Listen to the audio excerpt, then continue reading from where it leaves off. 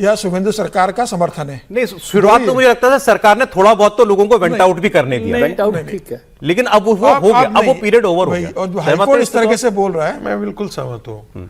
देखिए, मैं जिस ढंग से वो आया, मोटरसाइकिल को बड़े आराम से खड़ा किया और उसके बाद पत्थर फेंका, वही वाला विजुअल ले लीजिए। फिर देखा कि कोई रिएक्शन नहीं हो रहा है तो फिर उठा करके उसी पत्थर को दोबारा फेंका।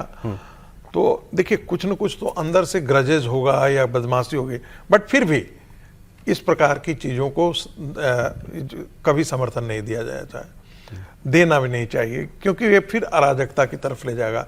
ठीक है, थोड़ी शुरू में चुनाव के बाद जो है थोड़ी लोगों में प्रतिक्रिया आई होगी, उनको आखिर 12 साल 15 साल तक दबा नहीं, बहुत थी सर, अभिषेक बनर्जी को ही अंडे पड़ गए थे। और नहीं, बिल्कुल मैं कह रहा हूं, तो प्रतिक्रिया देखिए, जब पेंटअप फीलिंग निकलता है तो ऐसे ही सड़कों पर ही निकलता है, लेकिन वो कितने दिनों तक? ठीक बात है, 10 दिन 15 दिन 20 दिन, उसके बाद तो आपको लॉ एंड ऑर्डर का ये मुद्दा बन जाता है और फिर आपके गवर्नेंस पर ये रिफ्लेक्शन आना शुरू हो जाता है। ये लॉ एंड ऑर्डर नहीं सर, एक थप्पड़ का है, इसको बढ़िया से ठीक है, कोर्ट कह रहा है FIR ये जो है ना, ये सचमुच ये वैसा लॉ एंड ऑर्डर वाला नहीं है, लेकिन इसको एक बढ़िया रहपटा देने की जरूरत है। नहीं, वो तो एक पैटर्न बन गया ना, बंगाल की पहचान बन गई अंडे से हमला। देखिए, एक चीज थोड़ा सा डिफरेंशिएट कीजिए, पहले जैसी पहचान नहीं, हम लोग चूंकि है क्या कि हम लोग रिएक्ट करते हैं तो उसका जो पैरामीटर होता है वो कम ज्यादा नहीं करते हैं, एक बराबर करते हैं, क्योंकि चाहे छोटा था पहले जो हुआ था उसकी कल्पना नहीं की जा सकती है।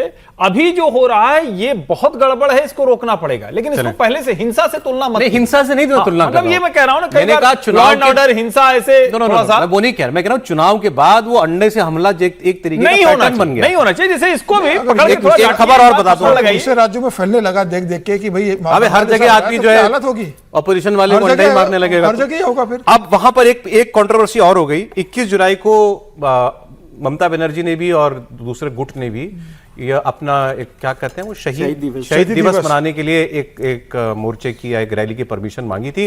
तो वहां पर जैसे पहले आईपीसी में धारा 144 होती थी वो लगा दी गई, बीएनएस में शायद 163 होती है, 163। तो वो 163 धारा शुभेंदु सरकार ने लगा दी है। अब वो धर्मतला इलाके में जहां से इन्होंने मांगी थी वहां सब निषेधाज्ञा लग गई है।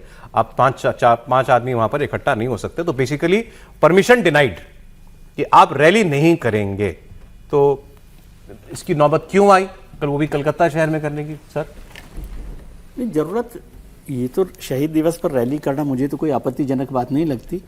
उनका एनुअल इवेंट है, और सरकार चाहती तो ये भी कर सकती थी कि दो ग्रुप यदि कर रहे हैं तो दोनों को अलग अलग जगह दे देते। इसमें कोई बहुत बड़ी बात उस तरह से नहीं होनी चाहिए, लेकिन सरकारें कैसे काम करती हैं और क्यों अपने, क्या ममता जी को बिल्कुल सर नहीं उठाने देना चाहते शुभेंदु अधिकारी? अभी ये किसी के चाहने से नहीं होता, वैसे मैं बता दूं आपको।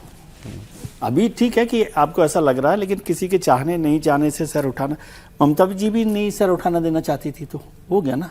तो वो ऐसा नहीं है, लेकिन मैं समझता हूँ कि दोनों को एक मौका मिले, जैसे वहां भी होता है ना, महाराष्ट्र में होता है, शिवसेना के दोनों गुट करते रहते हैं और उससे कौन सा बड़ा फर्क पड़ रहा है? तो कहा था 5 लोग भी आएंगे तो भी मैं, और वो शहीद दिवस तो बीजेपी और शुभेंदु अधिकारी के खिलाफ नहीं है, सीपीएम के खिलाफ। वही मैं कह रहा हूं कि इस पर तो शुभेंदु जी को कहना चाहिए कि आप दोनों मनाइए, और शुभेंदु को प्रेस वार्ता करनी चाहिए कि ये दोनों समूह अलग हो गए हैं, ये मना रहे हैं, लेकिन हम बंगाल के लोगों के तौर पर हमने देखा है कि कैसे कम्युनिस्ट शासन ने अत्याचार किया, उसको याद दिलाने का एक मौका। युवक कांग्रेस के लोगों को मारा गया, 13 लोगों की जान चली गई। तो मुझे तो लगता है कि इसका उपयोग भारतीय जनता पार्टी को करना चाहिए कि कम्युनिस्टों का राज कितना खराब था, उनको यह समझना चाहिए कि इसको, और किसी भी इस तरह के चाहे वो प्रतीकात्मक हो या प्रदर्शन हो, उसको इजाजत देनी ही चाहिए।